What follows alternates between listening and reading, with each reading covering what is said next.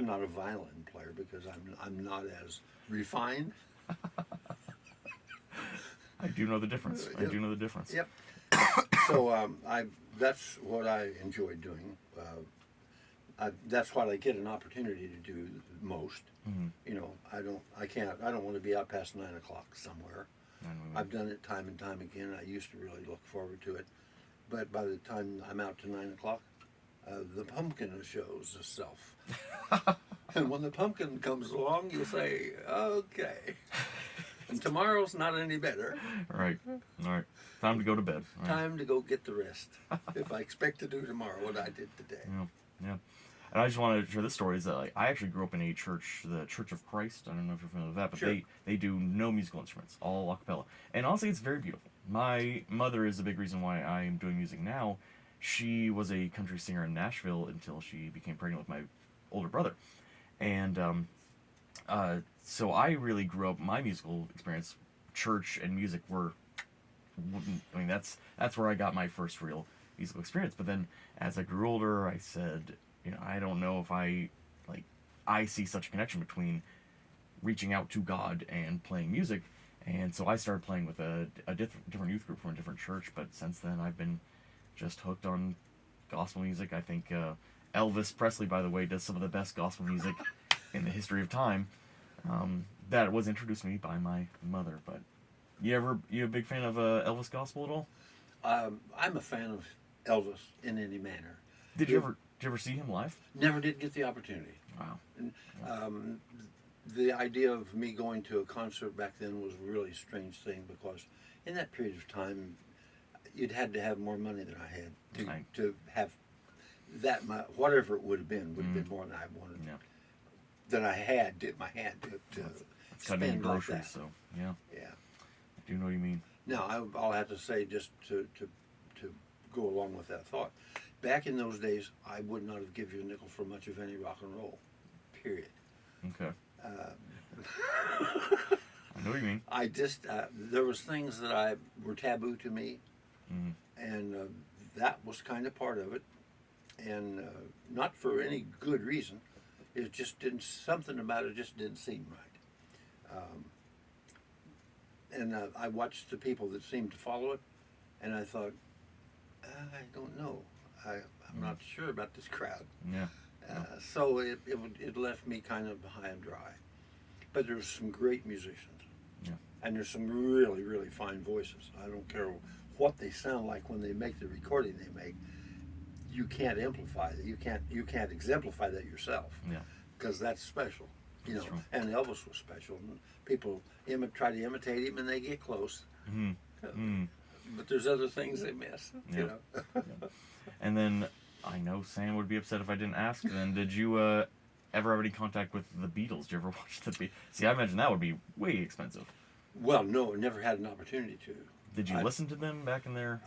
Let me say that they were more of that long-haired mess, long-haired mess, long-haired hippie mess. Hey, you're talking about Sam right now. That's he's that long-haired hippie mess. That's okay. Anybody can be, but you know, it's not nothing that I concern myself with these days. I don't like to have much hair on my head because it's more to be aggravating. Mm-hmm. And the older I get, the worse it is to deal with. So if it's gone, it's gone. I'm kind of getting there myself. I gotta get this mop cut at some point. Yeah. But well, that's interesting. What do I have next for you? Do you? Okay, actually, this is kind of similar. Who do you really look for inspiration, music wise, or maybe who's someone that generally people don't listen to or not very popular, but you think they deserve more attention? Either, I guess there's kind of two questions there. Gosh, well, that's a really hard question because I know I'm affected by all the people I've heard. I have no choice but to be. And I couldn't say there's any one of them overall that made a great difference to me. Okay. There's plenty of them. I think of, if you think in bluegrass music, I think of Bill Monroe, of course. He rolled the ball on that. Then Flat and Scruggs came along, and then there's a dozen groups that came after that. Bob and Sonny Osborne brothers, and the McReynolds brothers, Jim and Jesse McReynolds. And then there's a long list of people that have influenced me that I thought they were really on top of it. Okay. Tom T. Hall as a songwriter. Dolly Parton as a songwriter. Mm-hmm. Mm-hmm. Oh, she's incredible. Indeed.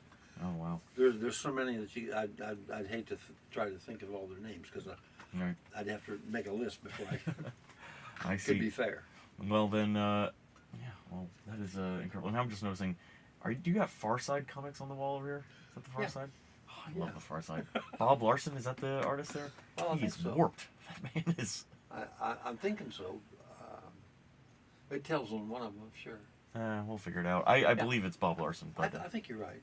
okay. Yeah, that sounds familiar. All right. Are you at all interested in history at all? You, Well, a how student? could I be a student of the scripture and Right. not want to know history? I know what you mean. Because if you don't understand the history of the Jewish people, then it's going to be hard to understand their God. Exactly right. And so, There's got to be a little bit of both. So, then would you say most of the history you study is biblical history, or? yeah, because I realize I love the statement that you have to understand history, or else you're bound to repeat it. Mm-hmm. And I can see it happening before my eyes. Yeah. And so I didn't care much for history when I was having history in school. I guess it wasn't presented like it could have been. It's a shame. Yeah. Well, at the same time, I had many other axes Mm-hmm. to grind. Not the top of the totem pole. There. No, because I didn't care what happened in 1811, Mm-hmm. ahead of 1812. Who cares? Well, Well, I'll have you know that in 1811, the Fort Harrison was constructed here, and that started Terre Haute, Indiana. So, yeah. Take that. Take that and swallow it. Yeah, you bet. no, I think history is very important because I'm a history teacher and a writer. But it's an interesting thing to study. You said that history is bound to repeat itself. Because you said that, I got to quote Mark Twain here, loosely. He says something like, "History doesn't repeat itself, but it often rhymes." Right? Isn't that good? Yeah, I'll go Very with good. that. It's not quite the exact same thing, but it rhymes. They're Yes, similar. yes. So It's like a shadow of things to come. it's a shadow of things to come. Yep. And we can learn from the past and make sure that the future is better. It's an important thing to do. We can try to not let it happen again. Yeah. Now, I see. This is the first time we've ever had a deep conversation. I've been in here, bought guitar strings, and a little bit here and there. But my thing that I'm curious about is, okay, I guess how I want to say this is that everyone I talk to about you is you're an incredibly humble person, but no one, like everyone agrees that when I talk to people about you, they always say the same thing. That man is a living legend, and I imagine you would probably protest that. I agree with them, but if you were to be able to tell your story, like what makes you an important part of Terre Haute history? Are you more Terre Haute history or Indiana, Bluegrass? What do you think? Well, I guess I've spent more time in Terre Haute than anywhere else. I grew up 17 years in White County. And, okay, if I would have stayed there, I wouldn't have done what I did here. Mm-hmm. I was supposed to come here to do this. I mean, I don't think there's anybody who does anything because I think I did this. Yeah. Because I didn't do it. It was given to me to do. Mm-hmm. And I graciously accepted it. Yeah. Because it felt so. It wasn't something that I planned. I could have never planned anything that has taken place in my life that has been good. True. And the stuff that I did plan went right out the door. And sometimes quicker than I was ready for it too. You want to make God laugh? Tell him your plans. Remember that one? Yeah, Yep. that's a good joke. And the joke's on you. Yep. Tell him what you got planned. Yeah, throw it out there. All right, that works out. But no, then see, I ideally want to write a story about someone who inspires me, who has dedicated years and years, decades, to teaching, the next generation of musicians. I feel like that's an accurate representation of yourself. Do you want to expand on that at all? Or Well, I'd like to I'd like to think that when I leave to go to the next step, that people could say there was a guy out there on Wabash that taught people how to play, and people learned from him and gained, and they helped other people gain from what they knew, and that I might have been like a nice stair step for everybody that learned from me to step to a higher level. Mm-hmm. Mm-hmm. Yeah. Something like that. I like that. Okay. Well, that's great. I think I have only one. Oh no, I got two more questions for you. So what, other than just teaching music here in Vigo County, did you ever play at any specific places where I don't know, I might be able to talk about, or what other connections do you have to Vigo County other than just teaching music? Well, not really anything that I could say.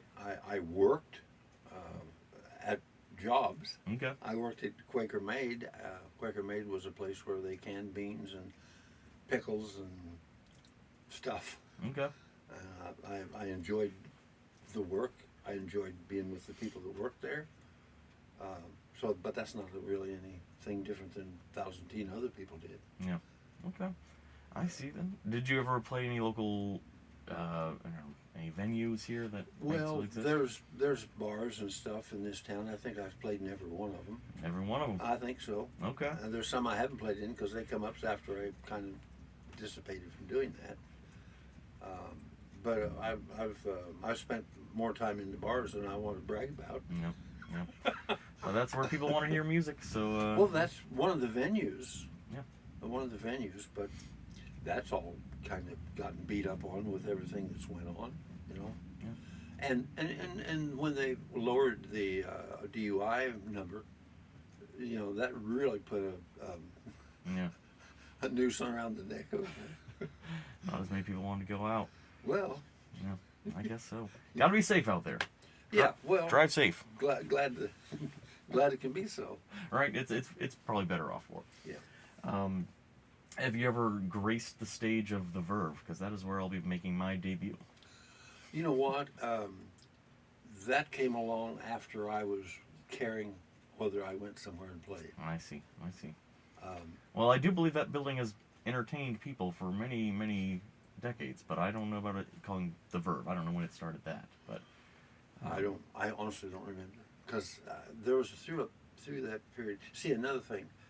In 1974, I started going from school to school, doing 9 instruments. 9 instruments. Yes, I'd play one and the next and the next. It took me about What? 45 minutes to pick each one and play it and talk about it. What? And so I'd do that.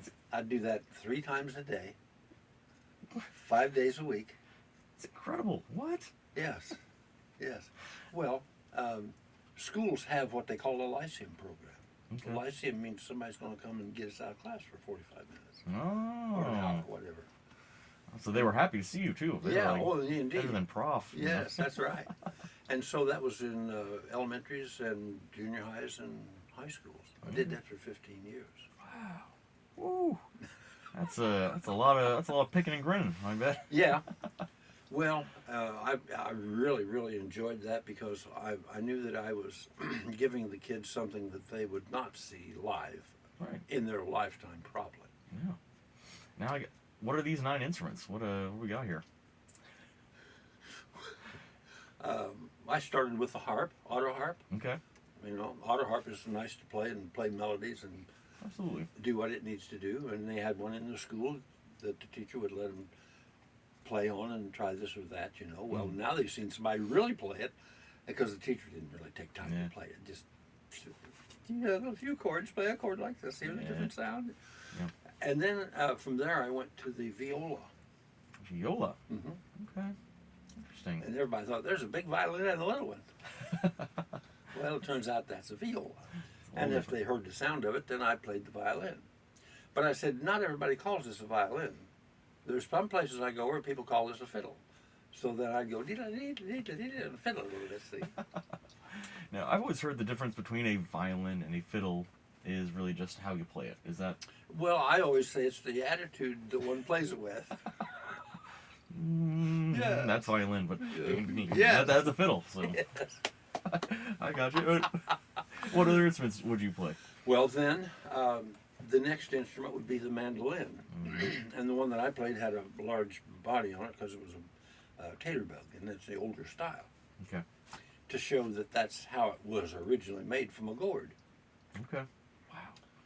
And then I went to the balalaika, and I used the small balalaika. And I said, now, when you heard the violin and viola, they are in an orchestra.